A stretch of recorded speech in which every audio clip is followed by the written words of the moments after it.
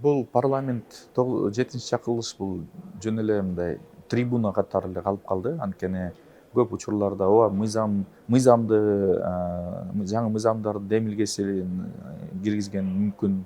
Бирок ошол эле учурда өкмөттү түзө тургандай, өкмөткө нааразычылыкты айта тургандай площадка болбой калды. Ошондуктан бул жерде парламентаризмден алысыраак кетип аткан белгиси болуп атат.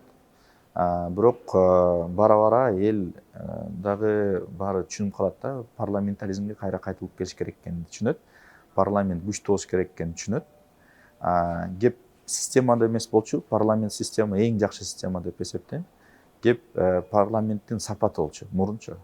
Фон Бисмарктын жакшы сөзү бар.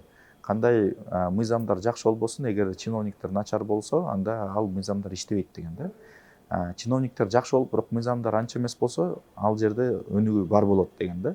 Ошондой эле биякта чиновниктер, ошондой эле биздин депутаттардын сапаты начар болгондой ушундай болуп кете берсе, анда эч кандай бизде өнүгүү болбойт да.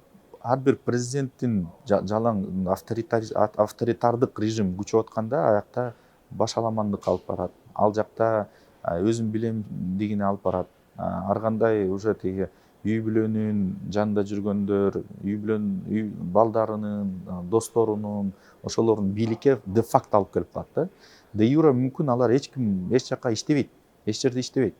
Бирок эменин артынан, көчөгөнүн артынан бүт баарын башкара тургандар ошолор болуп калат да.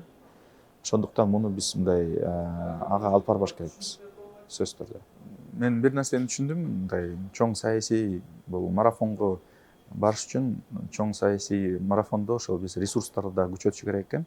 Ошондуктан дагы чоң команданы камсыздаш керек. Аларга мындай башка жактарга кетпей тургандай кылып туруп, аларды камсыздай тургандай да ресурстарды чогултуш керек.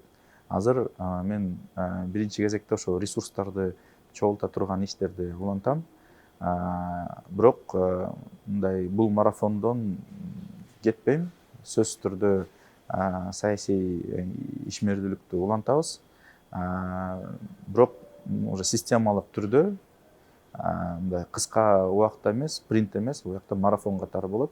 Анан сөзсүз түрдө ишенем, эмдиги мындай шайлоодо дагы кандай болбосун биз жөн эле өтө турган күч эмес, жеңе турган күчкө айланыш керекпиз да. Муну анткени бара эл дагы кайтып келет. Бара эл дагы түшүнөт. Бул деген бир киши эле бийликте болсо каалаганын айта берет турбайбы, кайта берет турбайбы, бирөө дагы муну жок дегенде айтып туруп мындай тартып туруш керек турбайбы, жоопкерчиликти сезиш керек турбайбы деген ойлор ой пикир кайра жаралат да. Ошол мезгилде менин оюмча ошол биздин Ата-Мекен партия кайра өзүнүн күчүнө келип, унутуп калган нерсе, эл унутуп калган нерсени кайра эстешет да. Азыр болсо эми мындай болбодубу? Башында супер президенттик системада жашап жүрдүк. Кийин андан дети Бакиевдин учурунда ал менен алышып атып, ал ар кандай көп окуялар болуп кетти. Канча деген кишилер курмандык болду. Ошонун артынан биз бүттү, бизге президенттик система эч качан келбесин дегенде болуп туруп, парламенттик система өттүк элек.